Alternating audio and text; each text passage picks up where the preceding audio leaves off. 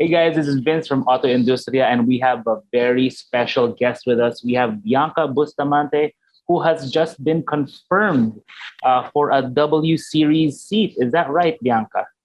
Yeah, so I found out the news that I'm confirmed for two season in the W series. Yeah. And W Series, for those who aren't too familiar with it yet, it is an all ladies racing series, mostly in Europe and actually soon in the United States, right? Yeah, we'll have 2 rounds in the United States. All right. Actually four. Three Four. races actually. Yeah, 3 races. That's Two in Miami. Yeah, 2 in Miami and then one in Coda, Circuit of the Americas. all right. So, guys, Bianca is 17 years old and she's already dedicated her life to motorsport. So, first off, Bianca, who is Bianca Bustamante? I mean, your bio has your accomplishments, but we'd like to know more about your story. Like, what's your family like? What do your parents do? Where are you studying? So yeah, I guess it all just started as a dream, to be honest. My dad, he was a karter and he's always dreamt of making it big or making it to Formula One. So it kind of sort of run in the family. I picked up racing from him. He introduced me to sport as young as a year old. He would bring me to the racetrack and I would watch him race. And even at some point, he would bring me along in his podium and he would hold me beside his trophy. So, yeah, that was my earliest memory of racing. And by the age of 3, he got me my first ever kart. Then I started driving. And then I told him that I wanted to compete. I wanted to race against boys, and I wanted to do this for the rest of my life. That's pretty much what I told him. And and so by the time I reached 6 years old, which was the legal age to start competing, I did my first ever local race, and I did pretty well, to be honest. And I went on winning a lot that year. Then that's why my parents then on decided that I should try out competing internationally, later that year. And I got my first taste of international scene, which was in Macau. And Wow. I went on, and I ended up getting on the podium that year too. Macau right away. I mean, Yeah. wow, that's medyo big yun. Kasi you suddenly go international, which is great. But your first experience in karts, was that in Carmona or BRC? So there is it's just sort of like an OG racetrack. The later Carters to be familiarized to it. It's in Enchanted Kingdom. There is Okay. a racetrack there for karting that Yeah. EK, yeah, that would host Okay. a lot of national races back then. It was this little track that had so many Yeah. corners. It was just crazy. That was my first ever race. Yeah, I remember the kart track in I did not expect you to mention that. Brings back so many memories. Of course, So I mean, many. many Yeah. years apart, you and me, but that would be very interesting. So you got hooked there pa lang sa EK racing, but clearly you've translated your experience, your that early bug into like success because you have a lot of credentials in karting. Like I look at your resume, it's Carter of the Year, many wins, champion. So like, at what point did you decide to move up, to progress up the racing ladder? It's a long ladder. So at what point did you decide, hey, I want to go into Formula Cars open wheel? I guess I've always just known. I mean, I know it kind of sounds unbelievable, to say that I've always known this was sort of my calling, but yeah, it was my dream to make it as far as I could. And I did everything I could to make it to where I am now. My family, we're not very wealthy. We're a middle class family. So I didn't have the luxury of taking the things for granted. I was thankful that I was even able to race and to continue doing it for the longest time. So whenever I would have races, I would give it my best. I knew that I didn't have the luxury to fail or to not, to underdrive. So that mentality actually pushed me to competing, as competitive as I am now. because, being poor doesn't give you a lot of free passes on life. It doesn't give you a lot of privileges. So I didn't have a lot. And I guess that's sort of why I was able to maximize every opportunity I was given, because I knew that could possibly be my last. So to make it as far as I got, I was able to win a lot of championships along the way. Karter of the Year, Asian Junior Champion, and Asian Karting Champion. That came from pure hard work of me and my team. And I guess that was, the sort of like this transition that I made in my head, that if I could win, a competition that was held all over Asia, competing with a lot of Asian drivers, maybe I have it in me to, make it to the top, and which is the pinnacle of motorsport, like F1 or W Series. And yeah, I guess at first it was sort of unrealistic, to be honest, because being a Filipino and a woman in motorsport seemed a bit, it's not a very good match. Philippines isn't known for its motorsport. It's not known for having a lot of very, famous or good drivers, unlike UK, where they have Lewis Hamilton, Abby Pulling, and a lot of very famous people. But the Philippines, motorsport isn't even recognized as a sport here in the Philippines. So I wasn't given a lot of chances to improve and hone my craft. So whenever I would ask or seek for support from people or from just organizations, companies, I would always get a certain no. So that made it really tough for me to even get the funding to compete and to make that transition to Formula Car. So in my head, it was just probably never going to happen for me, even though winning those vast amount of championships and credentials. Who was coaching you early on? Who was coaching you early on? I mean, your dad, I assume, right? Would be your first. Yeah, coach. My dad, and I was coached by Elson Carpio, Papa Els. Yeah. Wow. Okay. And then in terms of yes, you mentioned sponsorship. Yeah, that's one of the biggest things people don't understand about racing. It's all about. I mean, you can be very fast, you can be very driven, you can be very competitive, but you need to have corporate backing. So who's sponsoring you? Who's supporting Bianca Bustamante's career? Yeah, I mean, motorsport, you kind of need all of your stars to align to make it. You need to be fast, you need to be likable, you need to be marketable, you need to be, a good figure that companies would like to work with you. And I guess that was also something that I needed to learn outside of racing. So whenever people would say that racing is just about driving, it's clearly not. No. There's a lot of work behind the scenes just to even get to the race weekend. And for me, I was really, really amazingly grateful to have met the team. I mean, to have met my team, Bianca, that I have been working with lately, CBR Media. They're my managing team, and they gave me all the opportunities that I got recently. We've been working very, very hard to make everything work out. And it's going really well for us. We've got a lot of projects coming up, and having they're the ones that got me the Arizona shootout, and that shootout led to getting me my W Series drive. So that kind of shows how everything is sort of linked together. You can't just be fast. For me, that wasn't the case for me, and it's never just being fast.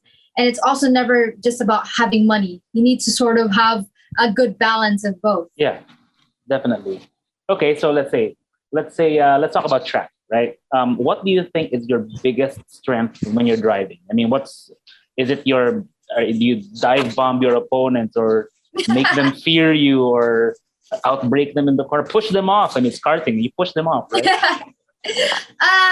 I've always just said that my mind was my biggest asset in racing. Yeah. I mean, I was quick. I had raw speed. I had that.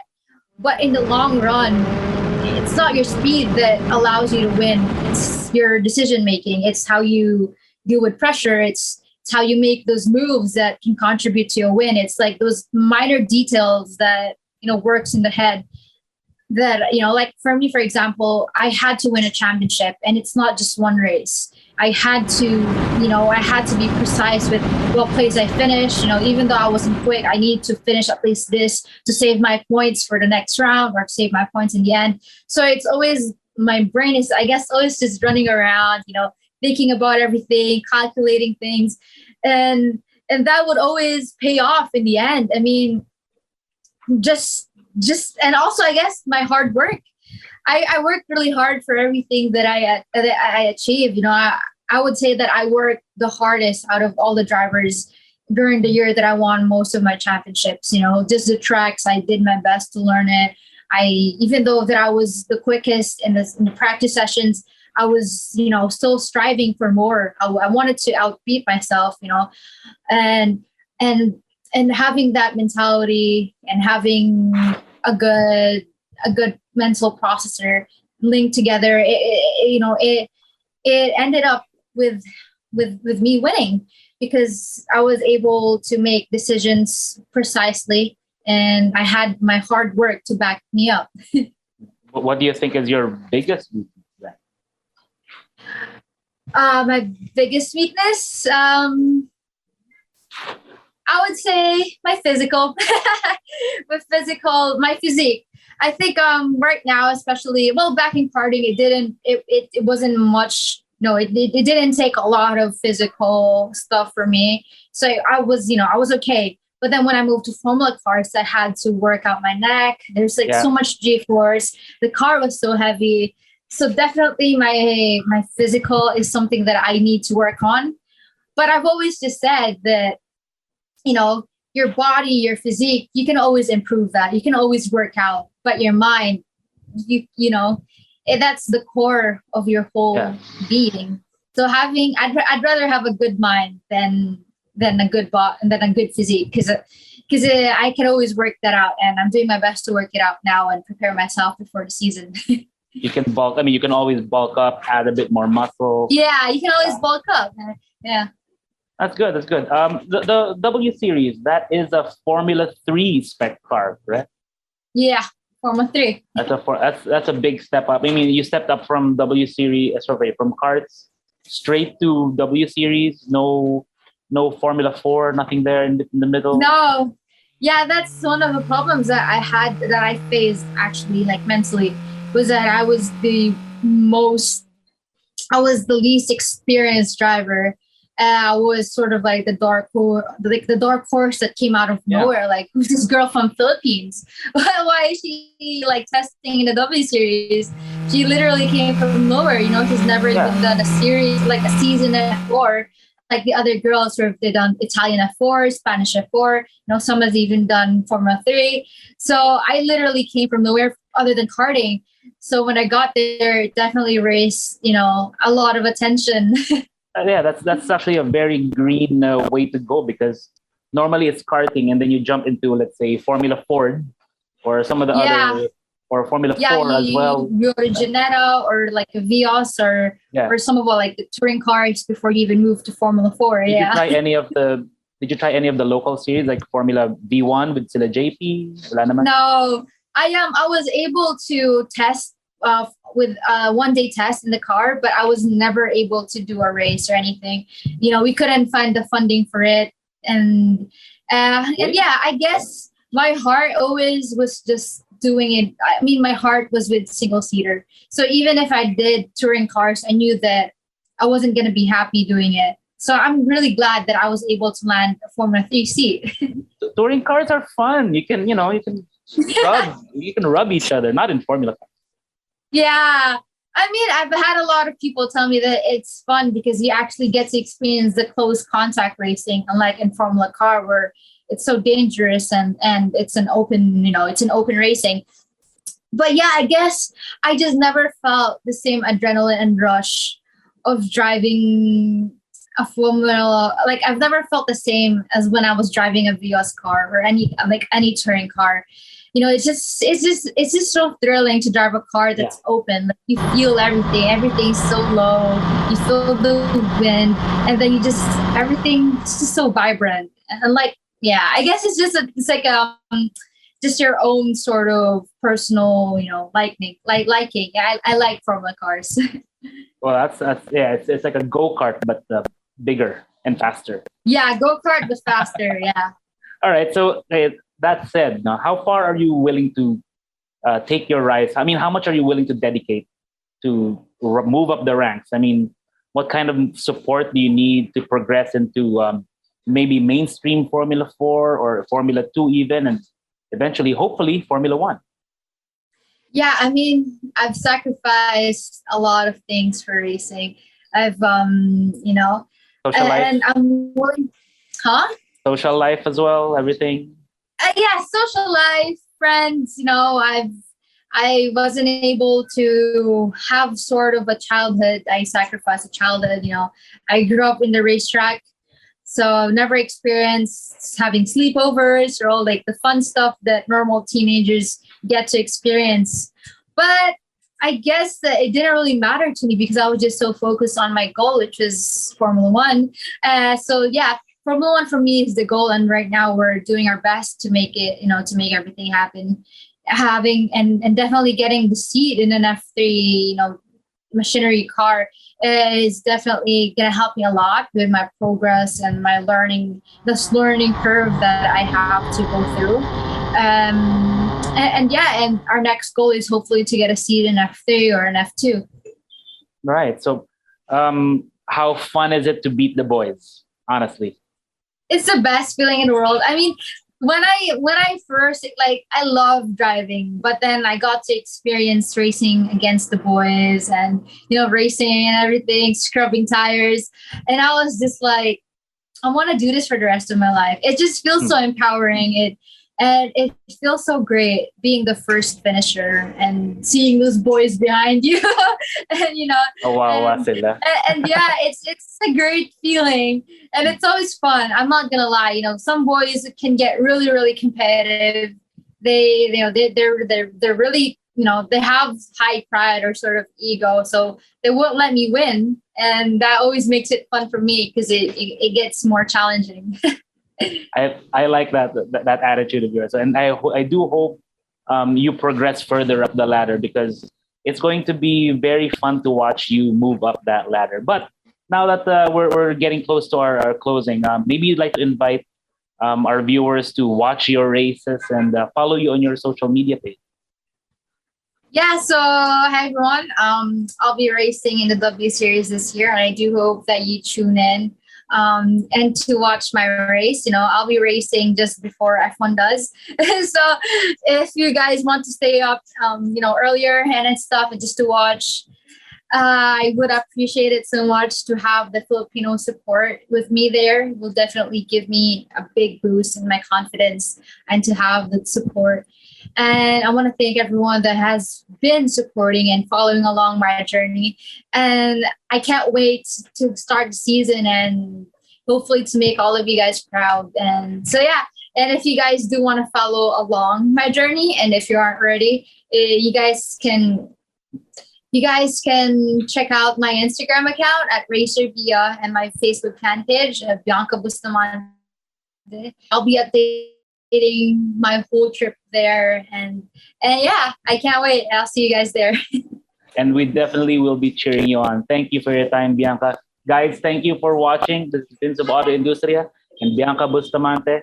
Good night and have a safe drive out there. Thank you.